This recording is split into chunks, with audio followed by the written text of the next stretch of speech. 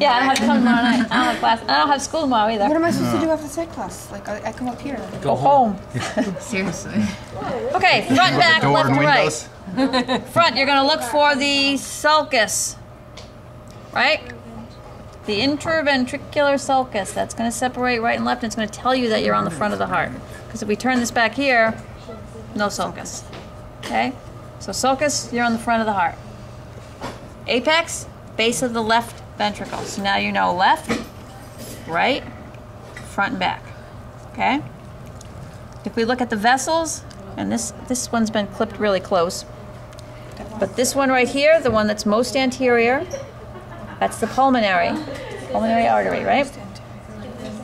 Because it's coming out like that. Pulmonary artery. The great big one, which is right on the top, right here, look at the size of that one on this one. Whew. Right, look at the size of that thing. That is the aorta. Okay, but this one's cut so close that you don't have the brachiocephalic. So it would have to come up a little bit, and then you have the brachiocephalic coming off here, right? Okay. If we look at the back of the heart, where the stick is coming through, this is the opening for the inferior vena cava. This is the opening for the superior vena cava. But they both ultimately just dump right into the right atrium. Okay? Blood coming back from the heart, back from the lungs to the heart. It's actually going to come in over here. And again, they've cut it so close you can't see the individual vessels coming in, but there should be two pulmonary veins coming in from the right lung, two pulmonary veins coming in from the left lung, and ultimately they both dump into the left atrium, right? Okay? And then the fossa ovalis in this one is right here, right below where the, look on the back of the heart. So this is where the inferior vena cava comes in. See that little hole right there, that little basin? That's the fossa ovalis. The coronary sinus just refers to this sort of horizontal line here. That's the coronary sinus. Is the fossa ovalis like a separation between right and left at all? No, or? it's just a below the basin-like superior, depression. below the inferior. Below where the inferior vena cava comes up. Okay? So that's external.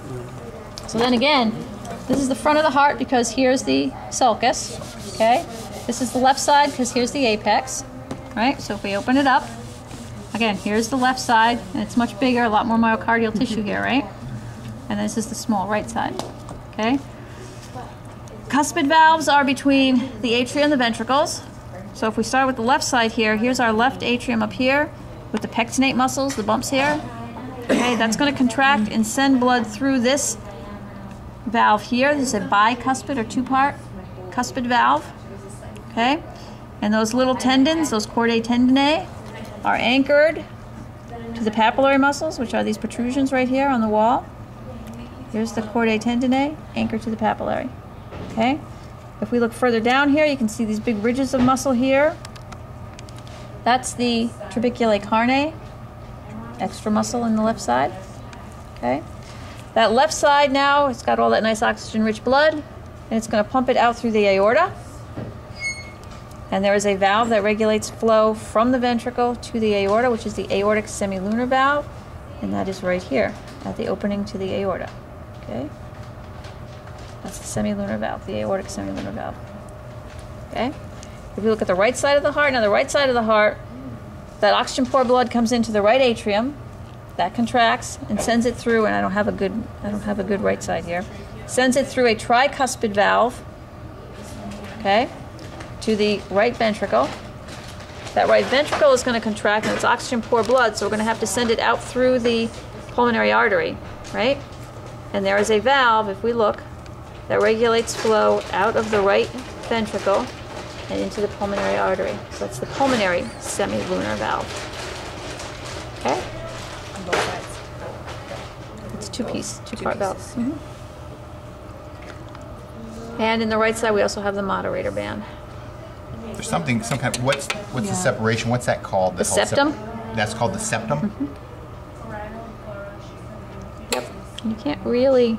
I thought it was 2 words. It is two That's words. the I thought. intraventricular or intraatrial septum. Ah, that's it. Intraventricular Just means septum. in between. That So was we, it. Just put septum. yeah. So even though it looks like part of the muscle on the left, that we would Part call of this that- whole part. We would call that whole part the intraventricular. No, only No. part of it is, and you can't, and some of them you can feel it, can't- it's you harder, can't- but you can't really Can't differentiate. tell And the these differentiation, are but all it is dried. it's sort of like the difference between the right and the left atrium.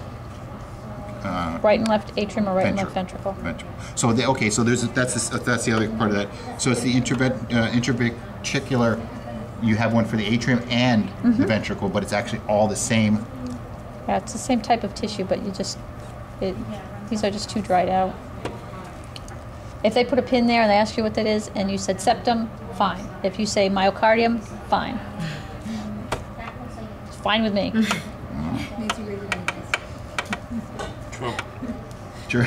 True? You can't put true, can you? No, she said. Nancy grades it. Yeah, I grade it, so it's, fine. All right? Should be more lean.